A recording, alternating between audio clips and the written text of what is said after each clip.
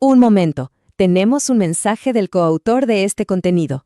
Nos comparte una nota, quiere dar las gracias. Muy importante, en la descripción hay una lista de enlaces recomendados. Y ahora sí, continuamos con la explicación. Ok, hablemos de algo que seguro suena familiar para cualquiera en el mundo de los datos, el acrónimo ACID. Lo vemos en todos lados, es como el pilar fundamental de la fiabilidad. ¿Pero saber qué significa? Bueno, eso es solo el comienzo. El verdadero dominio está en entender sus límites, sus matices y cuándo, a veces, hay que mirar más allá. Claro, todos nos sabemos las 4 propiedades casi de memoria, ¿no? Atomicidad, consistencia, aislamiento, que en inglés es isolation, y durabilidad. Son, por así decirlo, las promesas sagradas que hace una base de datos. Hasta aquí, lo básico. Y aquí es donde la conversación se pone realmente buena. Porque la verdadera experiencia no se trata de recitar reglas de un libro.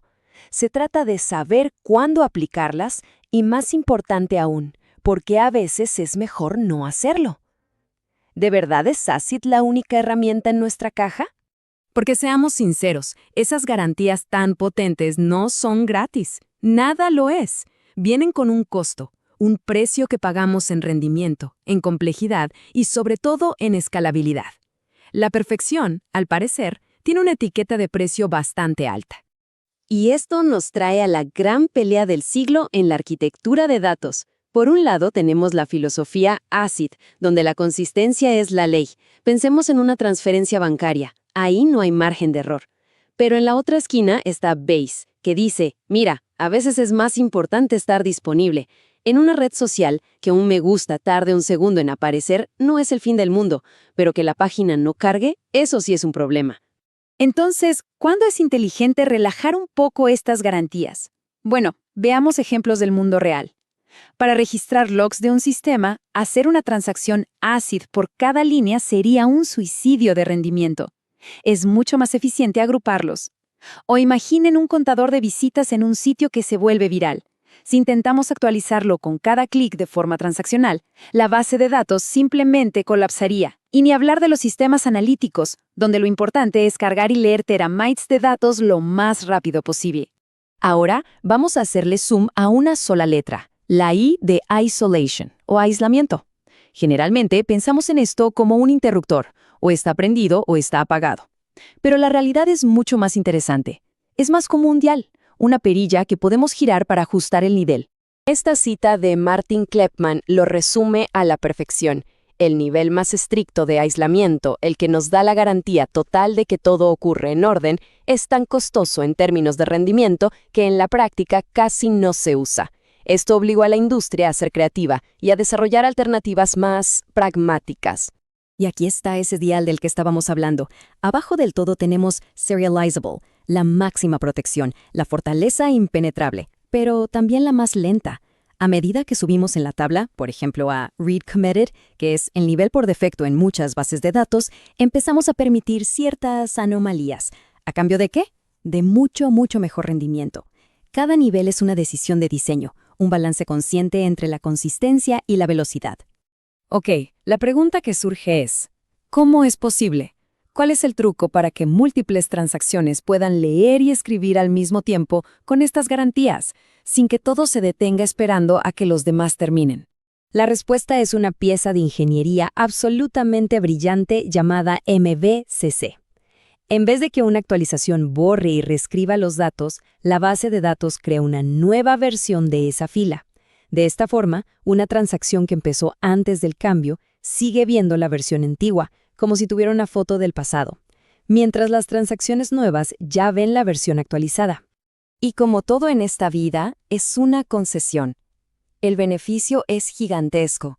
Los que leen y los que escriben no se molestan entre sí, lo que dispara la concurrencia. ¿La desventaja? Bueno, necesitamos más espacio para guardar todas esas versiones antiguas y un proceso de limpieza, un vacuum, que vaya barriendo lo que ya no sirve para no quedarnos sin disco. Otro balance de ingeniería. Bien, hasta ahora todo esto ha sido en el contexto de una sola base de datos, pero ¿qué pasa en el mundo moderno, en el mundo de los microservicios, donde una simple acción puede tocar a 5 servicios diferentes, cada uno con su propia base de datos? Ahí es donde el concepto de ACID se vuelve increíblemente complicado. El intento clásico para resolver esto, la solución de la vieja escuela, es un protocolo llamado Two-Phase Commit. La idea era tener una especie de director de orquesta, un coordinador central que se asegurara de que todos los músicos, o sea, los servicios, estuvieran de acuerdo antes de tocar la nota final. El funcionamiento es simple en teoría. El coordinador primero pregunta a todos, ¿están listos para confirmar?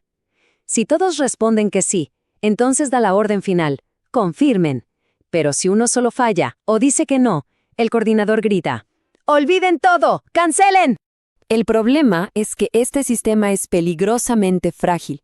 ¿Qué pasa si el director de orquesta, el coordinador, se cae justo en medio de la sinfonía? El sistema entero puede quedar en el limbo, bloqueado. Además, al pasar todo por él, se convierte en un cuello de botella monumental. Para los sistemas de alta disponibilidad de hoy, simplemente no es una opción viable.